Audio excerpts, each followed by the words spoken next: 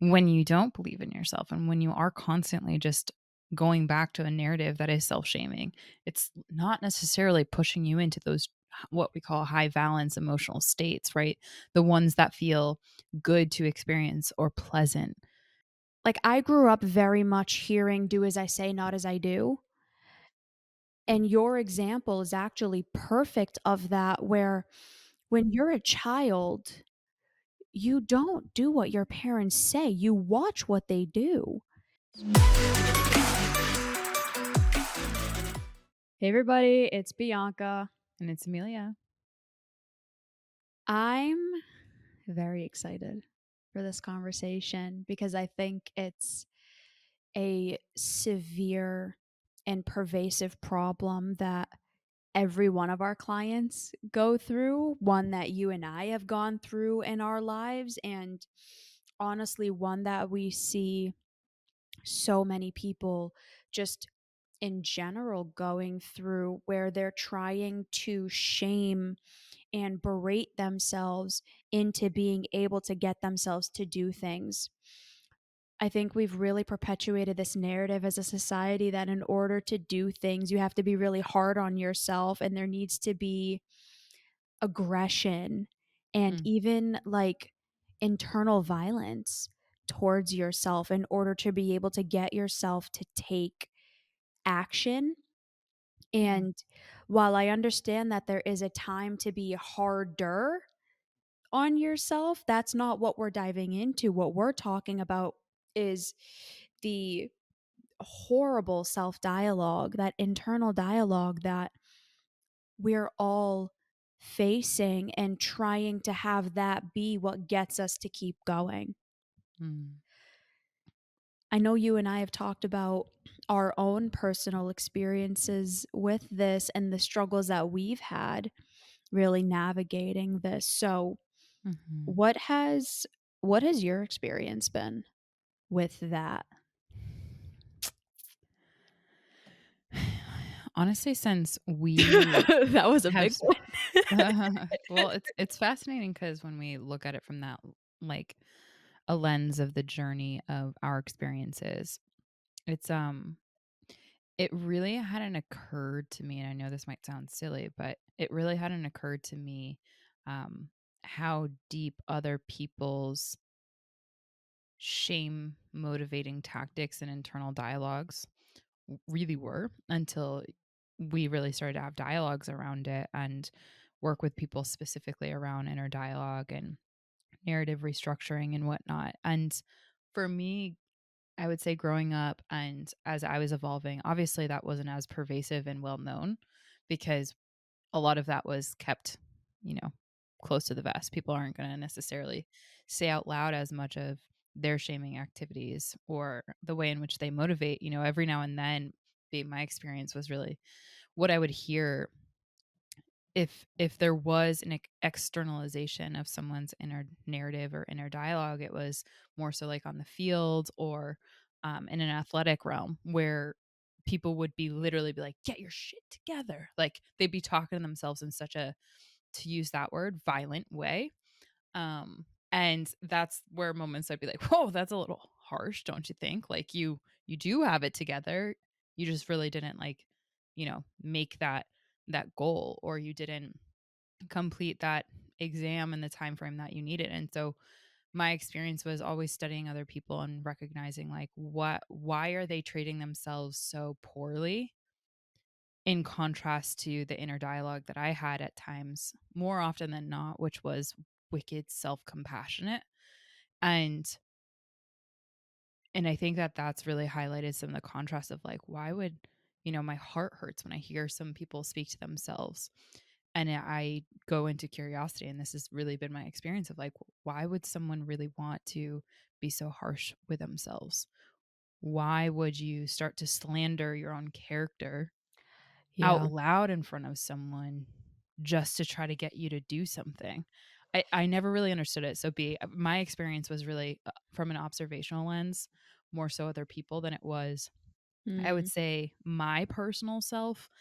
Um, but that which I did observe, there were little moments where that that would come out, but more so as a learned behavior because of the people that I surrounded myself with and how they externalized that.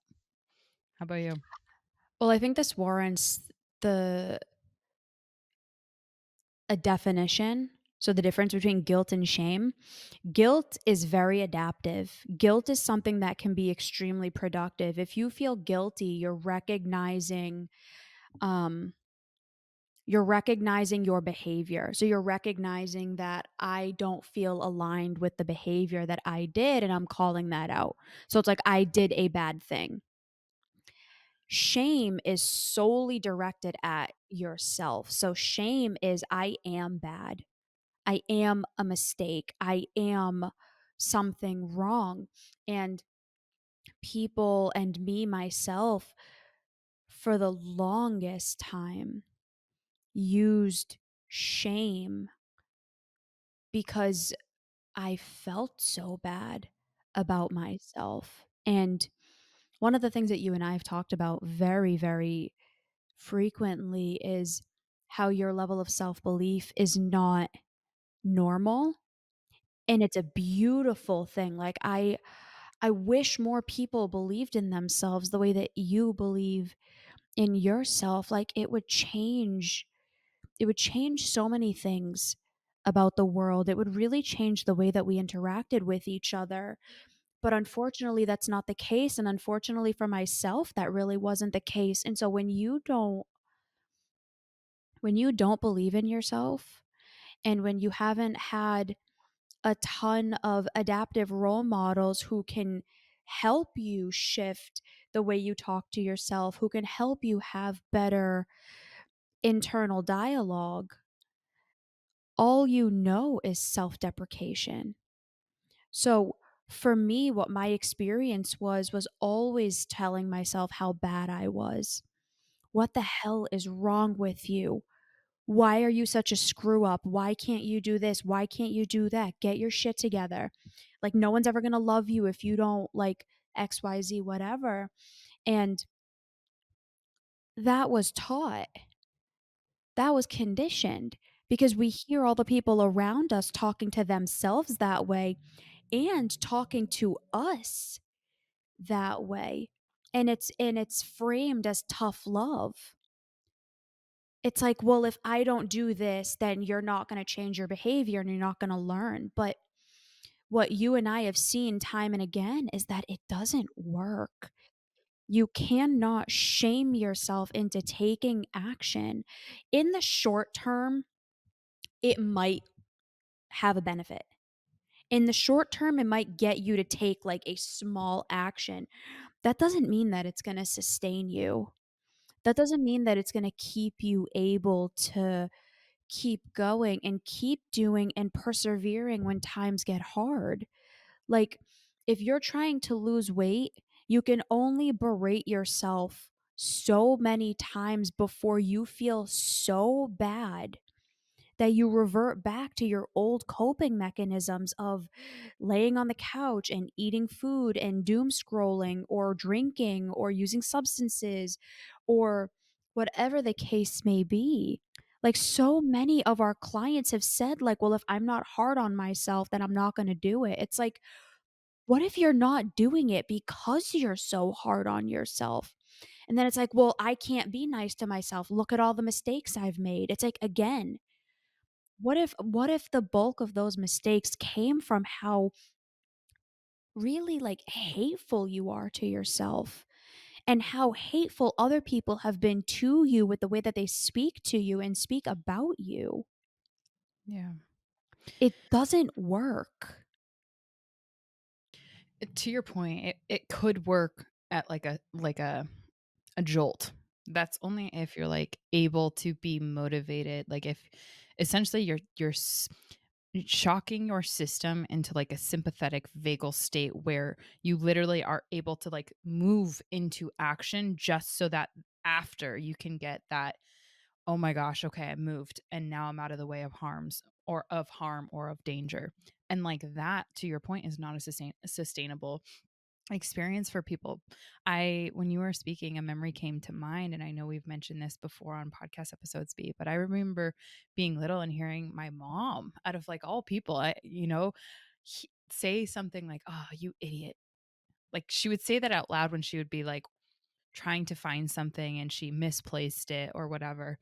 And she would speak so kindly and so encouragingly to me. And I always noticed the contrast between that. And uh, after seeing, like, how can you be so mean to yourself, but yet so kind to me? Right? Like, that doesn't make sense. And I think that that's a great example of how we might not even notice how unkind and uncaring and incompassionate we are being with ourselves when we mess up, when we act out of integrity of our core values, which is when we choose a behavior that is outside of our core values. That's what usually induces shame as well. It's that self-criticizing nature and how we respond to that, whether or not we believe we can bring ourselves back into alignment. That really does make such a difference. But if you have people, right, not to mention family, who all you hear are these messages of them talking about themselves in a really self-deprecating manner, you're going to learn that. You're going to pick that up, and you're not necessarily going to see that there's a different way of responding to yourself, of talking to yourself, of motivating and encouraging yourself. And I think that be when you and I had met, and I'd be very curious, excuse me, to see if this is true for you. When you and I had met, was there an experience of you seeing or experiencing someone else having a different self-talk for you? Like, was that new when you and I had met, when I had kind of like been around you? That was brand new for me. I had never Really? really experienced people who had, like, healthy, compassionate self-talk, and Oh. when like, I grew up very much hearing, "Do as I say, not as I do," Mhm. and your example is actually perfect of that, where Right. when you're a child, you don't do what your parents say, you watch what they do. If if mom is your biggest idol, if mom is like that safe space for you, or dad or whoever, and they're saying all of these sweet loving things to you, but you're hearing how they talk about themselves, Mhm. you're not gonna fixate on what they're telling you. You're gonna look at them and say, "Well, they think that of them, and I Yeah. love them. So is that true for me?" Like, my mom, oh my god, my mom is gorgeous. Like, you've seen my mom, and back in the day, my mom was, like, a dime, drop dead gorgeous.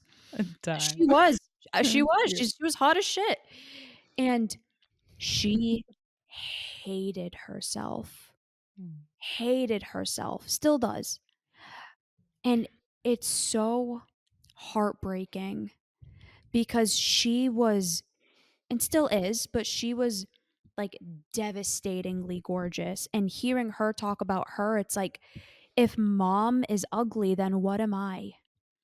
If Mm. mom feels like that about herself, then what about me? I'm her child, so does that make me ugly? Does that make me bad? Does that make me not good enough? And Mm. hearing how she talked about herself, and then eventually, like, her fixating on us and our appearance, it was like, "Oh, I'm not good enough. Mm. I am ugly. I am all of these things," and then a lot of that became what I used to try to get myself to do things, or, like, the narrative that I lived my life on that became extremely destructive. Like, you can't use shame to get yourself to do things, because eventually you start believing those shameful narratives and it becomes your self identity. And then when your identity is, "I'm bad, I'm not enough, I'm broken, I'm this, I'm that," how are you going to take positive, conscious action towards doing things to better yourself? You can't. If you believe you're worthless, why would you take action to give yourself worth? Why would you take action to change your life? You wouldn't, because you inherently believe that you're bad. or you're broken or there's something wrong with you. And those beliefs cultivate like those beliefs are a plethora of different thoughts, and those thoughts create your emotions. What do you think the emotional state is going to be of your day to day, or where do you think it's going to fluctuate? Which I know you experience this when you don't believe in yourself and when you are constantly just going back to a narrative that is self-shaming. It's not necessarily pushing you into those what we call high valence emotional states, right? The ones that feel good to experience or pleasant to experience. It's not like you're happy go Yeah. lucky and joyful, like, bobbing around like a kangaroo, excited to go live life. It's actually quite the opposite. You're experiencing those low valence emotions, those ones that don't feel that great. And the the shame as an emotion connects so much to, humiliation, disbelief, disappointment, sadness, guilt, um, despair, grief, like all of those emotions, sadness, right? All of those emotions, worry, they get so heavy in you. And some of my clients who have described this be, it's like you start to feel like a slug, and then like you like slow down your behaviors, and to your point, you might not advocate for yourself, or you might not go try to do something. I'm thinking Yeah. of the client in mind that talked about how, you know, it wasn't, they wanted to try out for a sport, but they didn't because they didn't believe in themselves, and they really, really, really believed the thoughts that their inner critic and these narratives that got developed from a young age really deeply believed in. And so they didn't go reach for the stars. They settled, and that changed their life. And it was only until they broke free from that shameful shameful demotivating narrative that actually helped them start to see the world, like you had mentioned, from a different perspective. It doesn't Mhm. have to be shame that motivates you or attempts to motivate you. You don't have to always be in this state of fear and of inadequacy and desperation from one lily pad to the next. You can actually start to see like you can build a ladder. But I'm curious, like, to kind Yeah. of close this episode, what has that been like for you as you've tried to rewire going from a shame, Mhm. or I mean, not even for you if you don't want to share, but you can talk about, I I'm know happy you to have share. clients going from the shame narrative to opening up to the more adaptive narrative. For example, really, I would say isolating the key differences between shame and guilt, Yeah. right? I am a bad person as opposed to really focusing on the behaviors. Like I didn't really make a great choice for my best interest and being okay with that. What has crossing that chasm been like for you and or the clients that you've spoken to? Well, I wanted to use the shame and guilt, definitions just so we had a shared understanding of what we're talking about, but, like, clients of mine who are trying to do good things for themselves, where guilt isn't necessary. They're using shame to get them to try to do that thing that's gonna take their life to the next step, and it's like, that Oh, does not work. You it's that. cannot do that. It's Yeah. like, I'm a worthless whatever, and that's why I need to go do this thing. It's like, "Whoa." Is that because there's only that in their metaphorical tool belt that they're reaching for, and no Yeah, one's really taught to develop a different tool? Oh, okay. exactly, Yeah. exactly, yeah.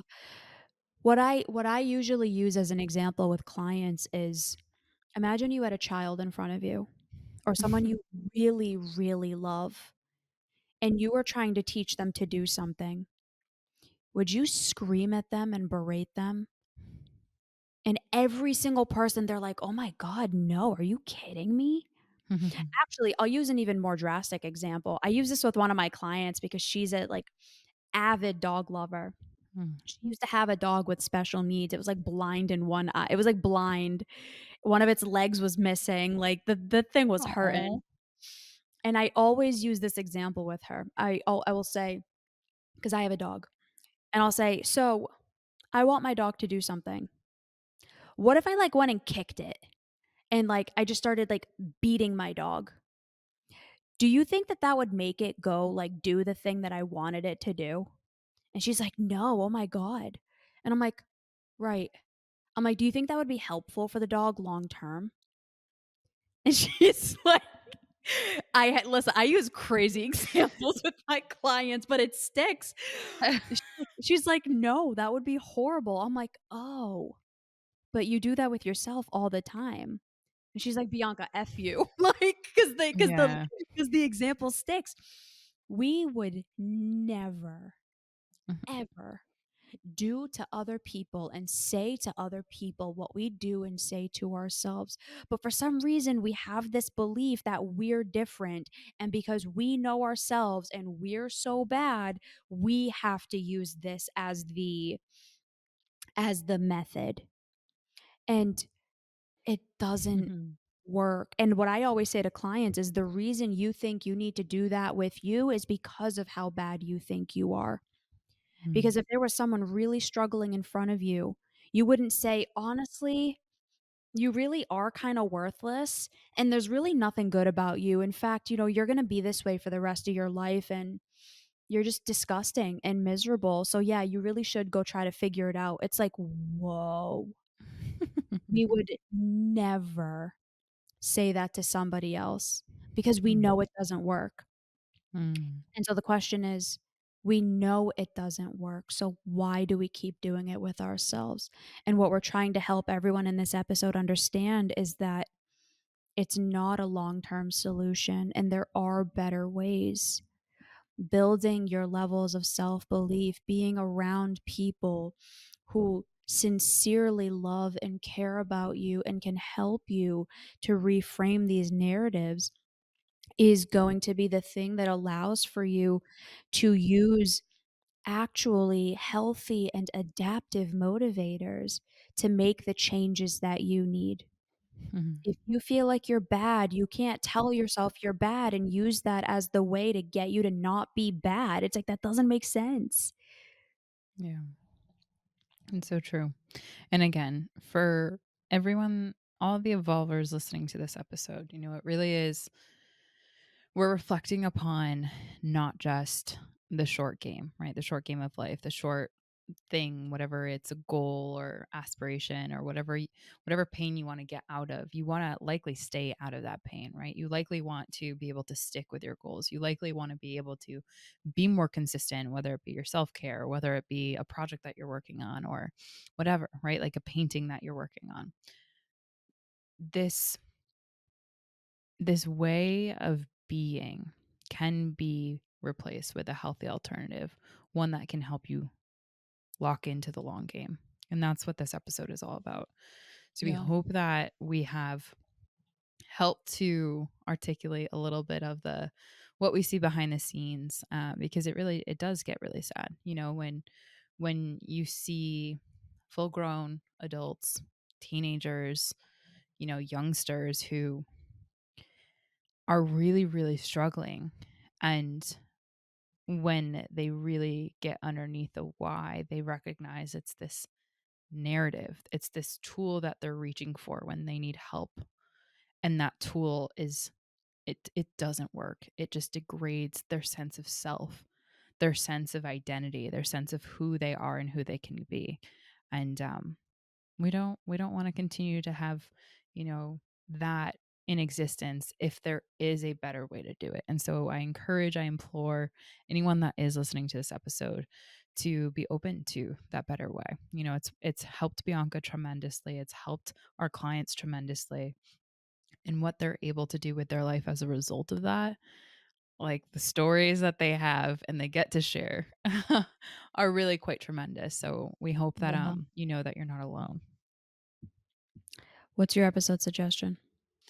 My episode suggestion is 295. It's Motivation Monday, 3 tips to feel more effective. Hmm. Ironic. You? 274, what causes our emotions and how do we change them? If this is something that you're struggling with, if you find yourself having really hateful, shaming self dialogue, please reach out.